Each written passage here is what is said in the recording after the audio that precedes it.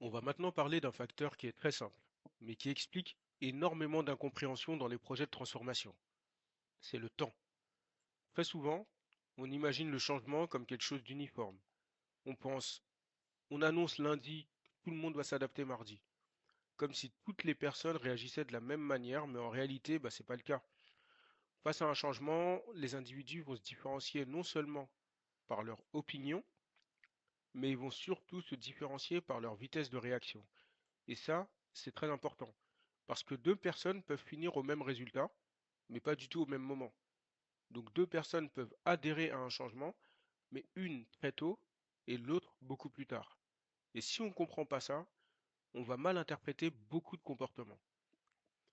On va reprendre notre exemple du service client qui travaillait sans digitalisation, donc avec juste le WhatsApp. Les clients pouvaient contacter par WhatsApp ou passer au guichet de manière informelle et orale. Et l'entreprise décide donc de mettre en place un système qui permet que toutes les demandes passent par un ticket. C'est la fin de l'informel et tout est digitalisé. Donc on annonce la décision lors d'une réunion. C'est le même message pour tout le monde, mais les réactions sont très différentes. Pourquoi? Tout simplement parce que chacun a son propre rythme d'adaptation. Premièrement, il y a ceux qui vont agir très rapidement.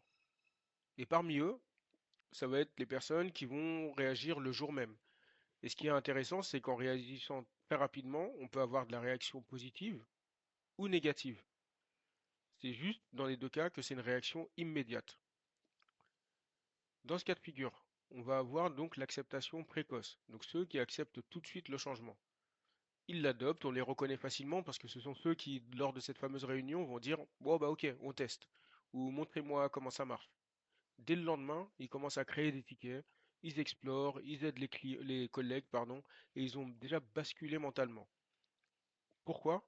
Parce qu'ils aiment la nouveauté, ils ont confiance en eux et finalement ils n'ont pas peur de l'erreur. Dans les réactions rapides, on a également les refus précoces.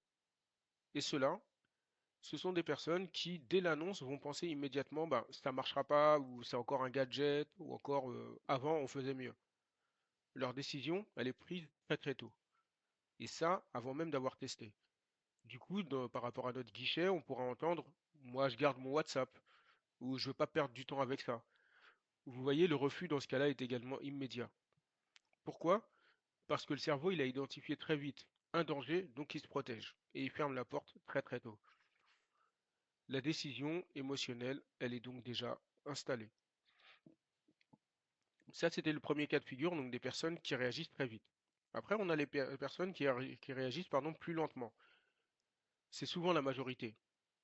Ils vont pas décider tout de suite. Ils ont besoin de temps, ils observent, ils testent, ils hésitent et ils avancent progressivement.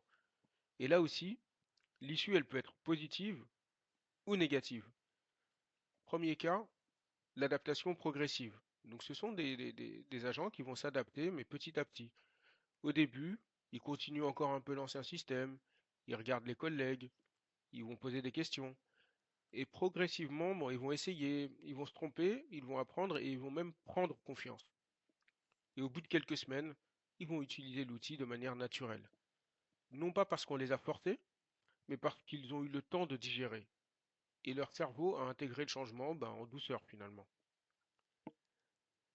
Toujours dans ces réactions progressives, on peut avoir aussi la réaction négative progressive. Et ça, c'est important. Donc, ces agents-là, ils vont suivre le chemin inverse. C'est-à-dire qu'au début, ils diront rien et ils sembleront même d'accord. Donc, on croit naturellement qu'ils vont s'adapter. Mais petit à petit, ils évitent, ils repoussent, ils trouvent des excuses, ils contournent. Bref, ils n'utilisent pas le nouveau système de digitalisation et de ticketing comme c'était censé être le cas. Ils vont rester sur l'ancien système, mais le rejet, il n'aura pas été brutal. Ça se sera fait lentement et presque même silencieusement. Parfois, dans certains projets, on s'en rend compte beaucoup trop tard et c'est simplement parce que c'était pas visible. Souvent, l'erreur des managers, c'est de considérer que s'il n'y a pas de réaction rapide, s'il n'y a pas d'adhésion rapide, c'est un échec. Et donc, on va commencer à mettre la pression. Et comme on l'a dit tout à l'heure, la pression, ça transforme souvent quelqu'un qui était hésitant en quelqu'un qui est complètement réfractaire. Donc, on vient de créer un problème qu'on voulait éviter. Donc concrètement, en tant que professionnel de la conduite du changement, qu'est-ce que ça suppose pour nous? Eh ben déjà, il faut accepter que chacun a son rythme.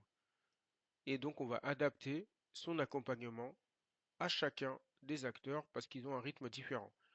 Donc concrètement, hein, ça peut être par exemple valoriser les adopteurs rapides, ceux qu'on a identifiés comme étant les acceptants, on va dire, rapides du changement, on va les identifier comme des relais pour pouvoir les valoriser également.